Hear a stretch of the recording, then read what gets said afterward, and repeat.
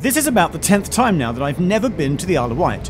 About the 10th time that I've never caught a train, or this ferry, or got a lift to take me down the pier, but this time to take me to a very specific place on the island that I've wanted to visit for a long time. To AJ Wells in Newport on the Isle of Wight, the company that manufacture the enamel signs and the roundels for TfL that are used on the tube, along with a whole host of other signage. This is brilliant. And this will culminate in a tour of me seeing the design process of signage and roundels. I get to screen print for myself a sign that will be used on the DLR, and there's also this, a room that's like their museum of roundels and signage that they've made over the years, but we'll see that later. But creating roundels and signage isn't their primary business. AJ Wells & Sons Limited is England's oldest wood-burning stove manufacturer.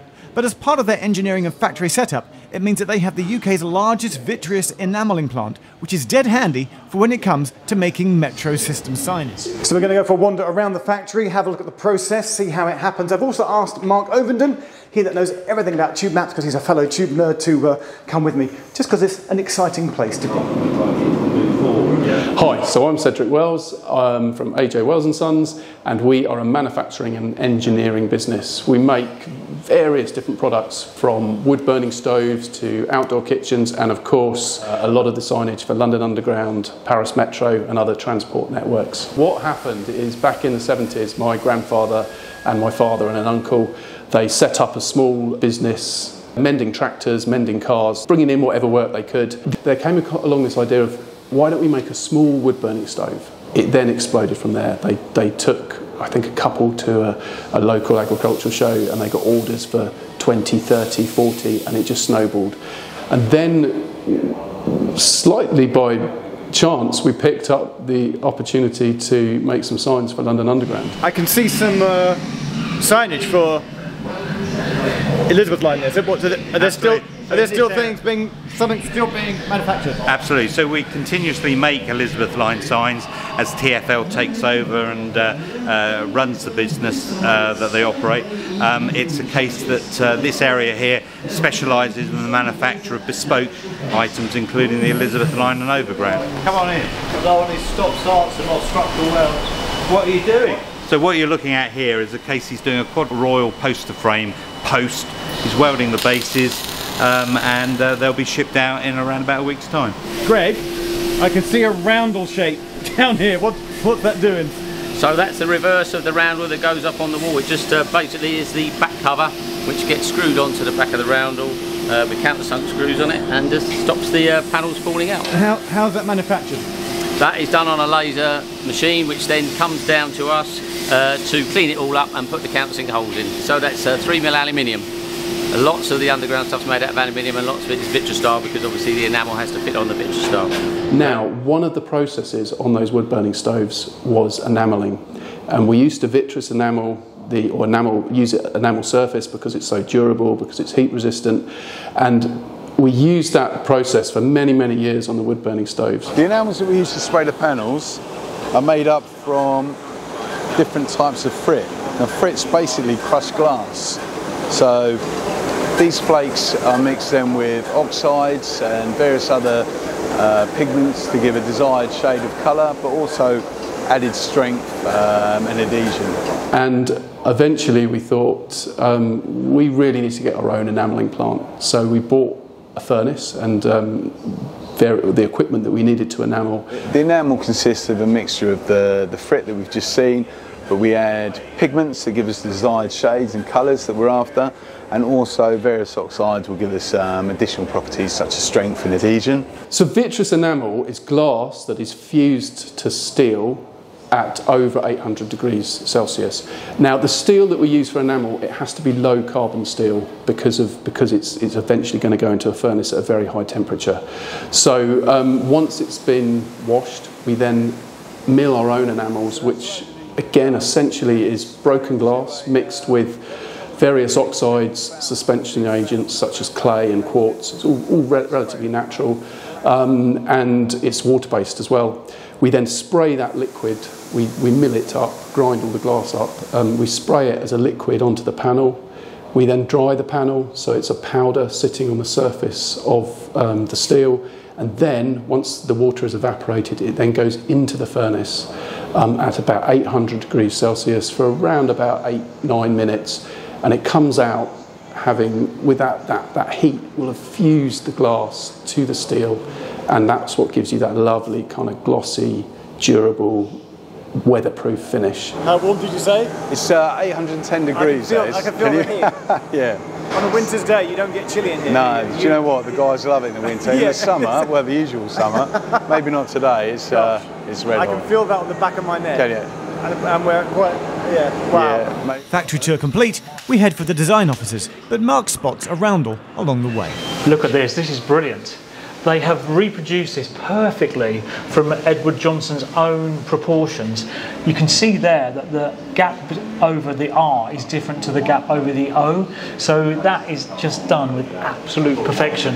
I've never seen one done that well before. That's beautiful. Yeah. So I'm the art worker, and I do. I basically design TFL signs, take artwork that's been sent to us, and process it for output and everything. I've got examples here of Crossrail and Northern Line extension, and it's my job to basically make sure the standards are followed, and we obviously go through strict approval processes with TFL. And once approved, everything gets output in here and goes to the screen room for print. So this is a thermal image setter, so it actually burns the image onto the film. The film is lined with silver, so it conducts the heat and gives you really high quality print. And there's no chemicals, there's no print inks or anything, so it's very sustainable as well in that respect. This is for Monument, not Bank? No, this is it's part of the bank contract. And why are there some bits missing there? That's for screen print, and there's going to be black dots, black donuts there. Elves caught in orange. What's going on here? That was a. That's not a thing. That was a thing when the Overground was first launched, and it was just a test print. It's a test print of what? To make it orange to see how it would come out. You made the district line orange. If it requires graphics, we then use a similar process of screen printing ceramic glass inks onto the surface, and then again that is fired, fuses to the metal, and that's why you get the vibrancy of enamel that is never going to fade. It's very easy to clean, very easy to maintain. Time to try my hand at a bit of screen printing on a real sign that will be used in an actual station. Well, I'm just overprinting these panels. What we do is first coat goes down, but where the line bands go around the edges, we get a colour differentiation. So what we do is overprint them to bring the colour, so it's an even colour all the way round. So I'm just going to put this Waterloo and City line band, put the ink in there. What we do is flood it, and then give it a couple of pulls on the print. Again, it's very, because it's very durable and very weatherproof, it's used on a lot of buildings, and architects love the fact that it's so vibrant. It's got a finish, it's got a depth of colour, it's got a texture to it that other materials can't really match. So we're definitely seeing a revival in enamel. And we're with Ian. You're going to get me to screen print an actual live sign, which will be used at Bank Station for where, this is, I can see DLR here. DLR main bar. Yeah. Okay, so you've dropped down some little... There's some Piccadilly blue ink. Piccadilly blue? Yeah. And what with this, I do what? I want you just to give it two passes. 1, 2, over where it says DLR. That's it, yeah. So like 1... A bit harder. Wow. Oh no. Yes? Right, try it, that should be enough. There we go. So that should have come out. And we lift it up. Look at that. But that's just one little bit on a sign which we'll finish off. Build up. You do it bit by bit by bit. Yeah. So that DLR logo is mine. That's yours. Yeah. So wherever that, in the future, when I walk past that, I'll be like, that one. It's not just underground. There's a little. Oh, but a Paris Metro too. Look at that. Can I have this? No, my friend Tim, who lives in Paris, would love this on his bedroom wall. No? Okay. Okay. I should ask though. All right. We have just found that here on the Isle of Wight, they're making reproduction original Hector Guimard lettering right here in 2023. Isn't that fantastic? Look how beautiful that is. Would you like me to Love take a picture of you holding it for your Instagram? Is that what you Just don't take a picture of me stealing it. Stealing it? Yeah. I do also ask Cedric does he have much enamel signage at home? It's really interesting. My wife doesn't allow it, unfortunately. But it's funny. I will go up to London and I'll go up with my wife and the kids and I'll say, like, we did that. And they're like, Dad, shut up. But I do absolutely love it. I love it as a finish. I started in the business when I was 16 as a screen printer, which you've tried your hand out at today. I started there and I instantly fell in love with it. I then fell in love with the whole, particularly the style of the Underground and the font and the graphics that are used throughout the tube. And I went on to study graphic design. Actually, I left the business for a bit and then came back. So it's in my blood. It's in my family's blood. We're third generation family company now. And then this is what I came for. There's a section here. I would call it a platform area. They call it a tunnel area. We'll let David lead the way and explain what they've set up in here. We created this because we wanted to display our wares to people. Other people may suggest that they do London Underground signs, but we certainly do. Don't you think so? It's amazing, really. Over the years, many people have been down here, London Underground employees, Tier 1 building contractors, and it's an absolute necessity to show our wares, from the line diagrams to the Roundels to the illuminated signs, Elizabeth line signs, Elizabeth line wayfinding signs, even some heritage signs. They're all in here. This is the family of signs that is TfL. We even do vinyls, so we do the Poppy Appeal vinyls in November. This is one that was left over from Paddington. It's a case we did the majority of stations for the Elizabeth line, both the wayfinding signs, the Roundels, but also those totems that you see throughout the Elizabeth line, the majority of which were made by ourselves. This is huge! This is a track plate. So you would sort of see this on the other side of the track. So here on the floor we have our Mind the Gap, and across the other side of the track you have the track plate, you have the trackside Roundels, both the current and also the originals, illuminated fascias, wayfinding signs, and lots more. And Mark quite likes it too. We are in an underground tunnel on the Isle of Wight.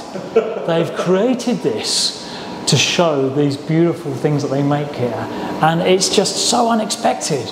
I live here. You live on the island? I had no idea. You didn't know this was here? No. And so now I can come here in homage to these beautiful signs created by this incredible company, baked locally and exported to London. I feel like I'm home from home. So my thanks to Cedric and David and everyone here at AJ Wells for showing us around. Thank you. I'm in the slightly echoey tunnel platform room. I don't want to leave, but they are going to make us go. So me and Mark are being escorted out the building, making sure we haven't taken any souvenirs as we leave. Thanks for watching. Press subscribe. See you soon.